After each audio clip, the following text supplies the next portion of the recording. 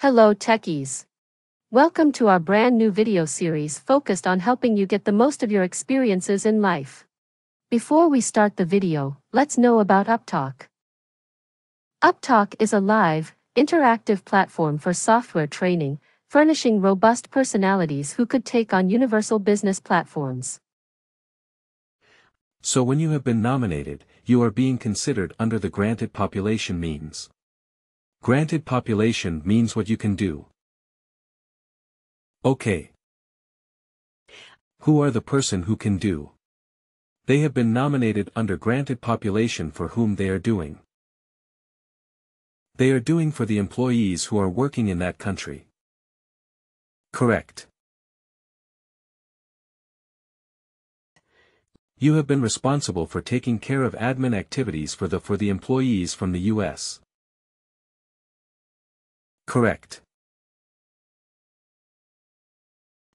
So the employees who are working in the US, those employees will be considered as the target population means you are doing something, but for whom you are doing to or for whom it will be, then that is a target population.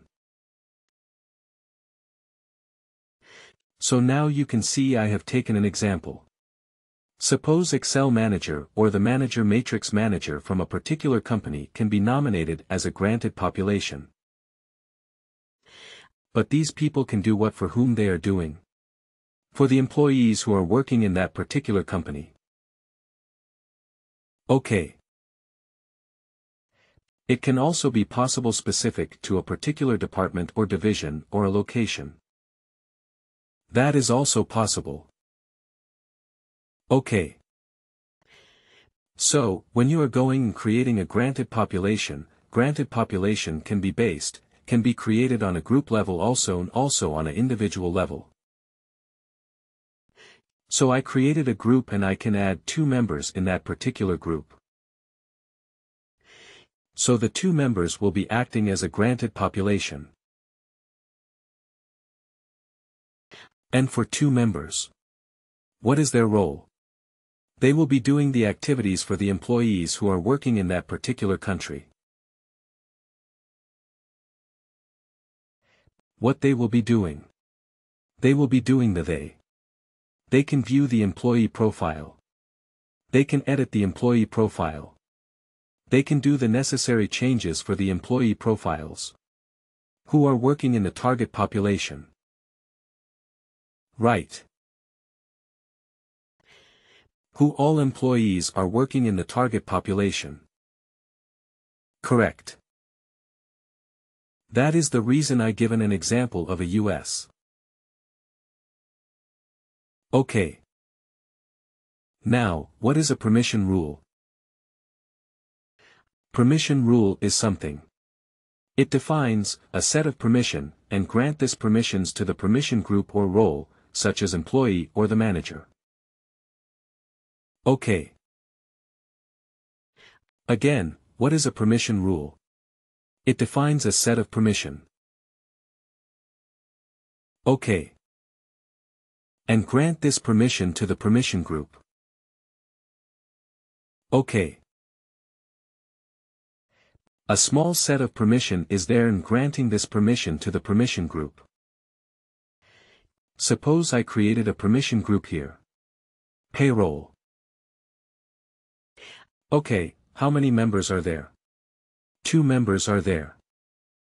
Right. Now I will define a permission rule separately. Okay. I am defining a set of permission. And granting this permission to whom? To this payroll group. So granting this permission to the payroll group means what happened? Who all members are there in this group? They will be having the equal access for the payroll access. So you created a group, but you are assigning You created a role. Defined a role. Defined. A role means what can be editable, what can be viewable, what can be, who can see the history, who can delete it, modify it.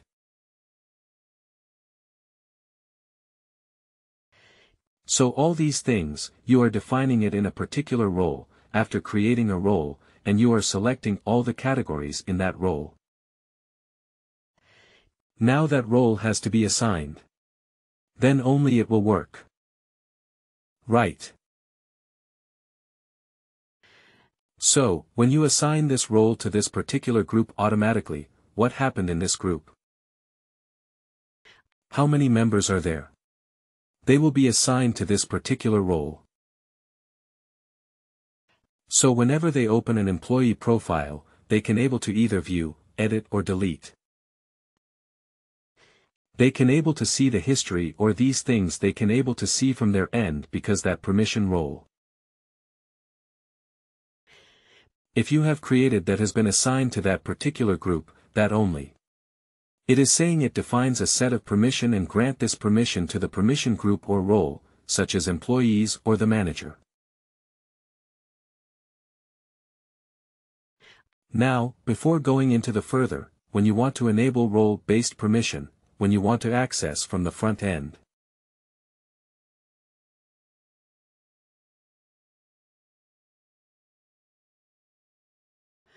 The first thing is that you need to enable this role-based permission from the provisioning system. Without enabling from the provisioning system, you cannot access it from the front end. Okay. Before accessing it in the front-end system, that is, in the instance system under Admin Center. First of all, we need to enable it from the provisioning. Okay. If you remember, when we were discussing about the provisioning, there was certain enabling activities within the screenshots. Right. Language packs, RBP, setups, profile v12, all these things were there. Right. So in that enabling activities, we need to enable the RBP. Once the RBP has been enabled, then what happened in the front-end system? So when I go into the front-end system, so when I first of all I will take a proxy, will show you.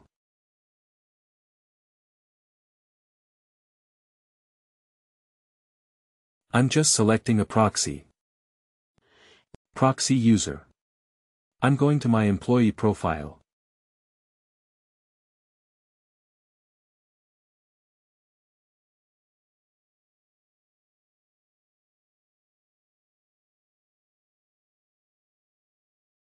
Okay. And I will go to the admin center.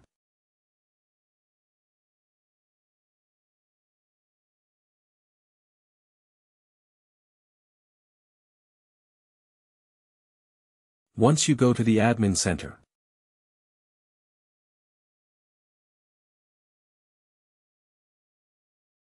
you can go to the tools here.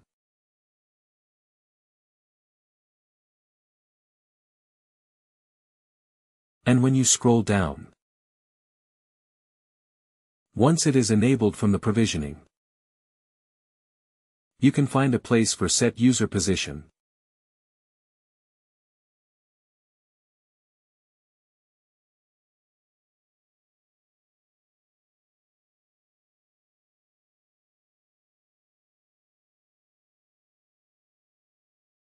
You know, normally we're just getting stuck up.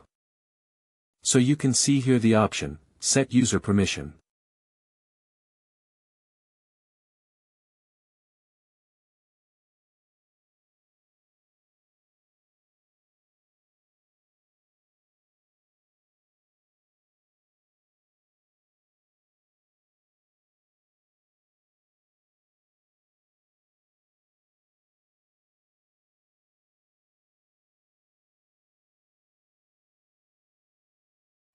This option start populating when you are enabling it from the provision. Okay. And when it is being enabled, you will get. If you are a super admin, you will get all the options here. How you will get now. This is a new user. So you don't have the access to the RBP tool. Okay. So when this option is enabled, then you should have 5 RBP tools. Configuration to what are those configuration tools? For that I will proxy to the SF admin and I will show you.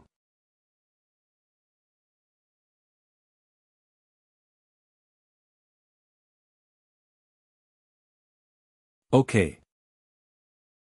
Because I'm not having the access.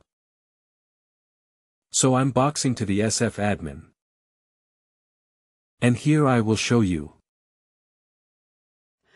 So to who users I'm showing. First user is a user. You don't have access. Second user is a super admin. Okay, which I am just boxing for, already proxied. Then here I will go to the admin.